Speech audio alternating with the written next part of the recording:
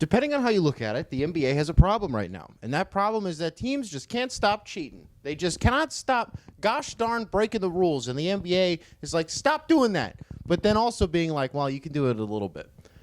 Tampering. Tampering. It's this damn word that we hear every single season, whether it's because something actually happened or just because we're expecting that something probably should. And the reality is that it's kind of just part of the game. At this point, like there's a reason that, let's say, okay, so free agency opens at 6 o'clock Eastern time. There's a reason that at 6:01, Woj and Shams have their drafts loaded up and they just fire off a bunch of tweets. It's because there are these preliminary conversations that happen. There are these verbal agreements that happen going into these moratorium periods, and it's like that's just very clearly they were having like they're not all on the phones at 6 o'clock and just making these deals immediately, right? So like, there's already a degree of it that it's clearly misunderstood, or it's weird. It's a weird middle that I don't really know how to navigate. You like that? I started this video by actually talking about something, but this is the microphone update. Two things. One, I did order a new microphone, but the problem is that it's going to get here later this week. I will be in LA later this week, so I will not be able to get the microphone. So I'm just hoping that it doesn't get stolen while sitting outside the apartment, which you'd be surprised is something that I have to worry about. So hopefully when I get back, I'll have a new microphone. That'd be nice. Back to the tampering. Now, this video, of course, is coming off the heels of the Lonzo and the Kyle Lowry stuff happening, where the league is investigating what may or may not have gone on and if there was anything fishy happening. And you want to know what's funny is the fact that the league took 2 weeks to think, like, wait a minute, something's going on with this Lowry thing. We knew about the trade package and the money a little bit too far in advance. And, like, you could say the same thing about Lonzo, honestly. Like, it was just kind of, and I said it I think once or twice already, that the Lonzo to Chicago thing, like, more or less just felt like chalk. Like, that was something that we knew it was going to happen, in the same vein that we knew the Lowry thing was going to happen. So to some degree there was some tampering that went on. It's just a matter of how much and how detrimental it was to the league's conduct. So you go back in history and, like, what are the most 3 recent examples of tampering that you can think of? The last one was Daryl Morey firing off a tweet. What was even the context to it? I think he just made a joke about Steph joining the Sixers. League didn't like that. They fined Daryl for that.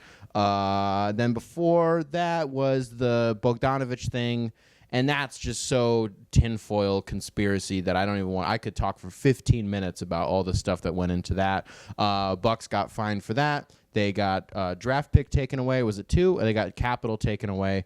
And then I don't remember if there was something that happened in the middle of this. Surely there was, because it was like 2 years. But I know that Milwaukee also got fined, I think 3 years ago now, maybe just 2 years ago, but still recently. John Horst got fined for saying he wanted to extend Giannis, someone that was already on his basketball team. So I don't really understand really the logistics. And, like, I guess I understand why you can't say that, but also, what else do you want him to say? Wasn't it during, like, a season ticket holder, like, event with, like, executives and stuff like that, and they could just ask cute little questions? What did you want him to say right there? So now it becomes this big conversation of, like, well, it's Miami, well, it's Chicago. You know, the NBA is not going to do anything to these major market teams. Like, they're going to look into it just to say that they looked into it, and nothing's going to happen. And while I don't want to get speculative and say this is what could happen, or, you know what I mean? Like, I don't want to do that because it could age terribly immediately. That's not actually that true, believe it or not. Like, obviously, the whole Anthony Davis thing to L.A., like, LeBron was just, I mean, and Clutch as an agency. LeBron was on TNT during the All-Star draft, and they were making cute little jokes about it, and you know, about tampering. And LeBron was like, you can't tamper during All-Star weekend. It was like, ha, ha, ha. You know, but it was 2017. It was either 2017 or 2018, but I believe it was 17. The Lakers actually got, I believe, the biggest tampering fine in NBA history. They got $500K for Rob Pelinka got in trouble for talking about Paul George, or talking to Paul George. And I think wait a minute, was that the biggest fine in tampering? Because didn't the Timberwolves years ago, I'm pretty sure they got fined a couple million, like $2.5-3 million for, like, an under the table wink deal with Josh Smith. And I don't even remember what ended up happening with that or what it was classified as. I don't think it was tampering, though. So I think it was the Lakers at 500,000 was still the biggest. Anyways, so yeah, could the league have gone harder on the Lakers? And I remember there was actually a story, I'm sure it wouldn't be that hard to find, that was somebody was being speculative and being like, well, the league should have taken away draft picks like they did with Milwaukee, which we just talked about. Or they could have just straight up prohibited them from signing Paul George that offseason. I don't remember if he was with the Pacers at the time or if I don't, because the timeline's super. I think it was when he was about to re-sign with Oklahoma City, which he ended up doing like at midnight that year. The Lakers were like very much in on the Paul George sweepstakes, and the league was just like slap on the wrist. And ultimately, with the Buss family and the Lakers, that didn't really matter, but it was still important because the league very easily could have looked away, and they didn't. So I say this just to say something could happen with the Heat, something could happen with the Bulls. I don't imagine anything crazy will. Like, I don't think the moves aren't going to get voided or anything. I said I wasn't going to be speculative, so let's just move on. I don't understand, like, what are we allowed to do and what are we not allowed to do? Like, it's just the manner with which you publicly declare your intent on trading for or signing a player that it becomes an issue. You know what I mean? Like when it's not legal to have the conversations, then it's a problem. Or you like when they're under contract. But this stuff happens all the time. It's just a matter of how public it is. Like I said at the very beginning of this, like it happens in every single offseason. Tampering is just part of the. And I don't know why the league pretends to care about it. Because I don't believe that they do. And if they do, then they need to be firm on it. And they need to be like, I don't understand what the fix for this is, other than the NBA needs to stop pretending that it's a problem that they care about. I could name 6 contracts that were signed last season that 3 weeks in advance, at least, they knew were going to be signed. That's not a coincidence. Players have conversations all the time. They talk all the time. It is like super public that now that Russell Westbrook had dinner with Kawhi and was like, hey, we should team up. And then Kawhi just used the leverage in that situation to just go get Paul George. Tampering. Can you not retroactively tamper? Can no one get in trouble for that anymore? I don't want to say that it's like performative what the league is doing, you know, whenever they open these investigations, but it feels far too selective. Does it not? Does it not just feel like Milwaukee, just using them as an example, a team that like, you know how people always use it wouldn't be good for the league if Milwaukee won a championship, which is just objectively not true. So people think that they target them and they don't target the Lakers because the Lakers being good is actually definitely good for basketball from just a global perception. But that just doesn't.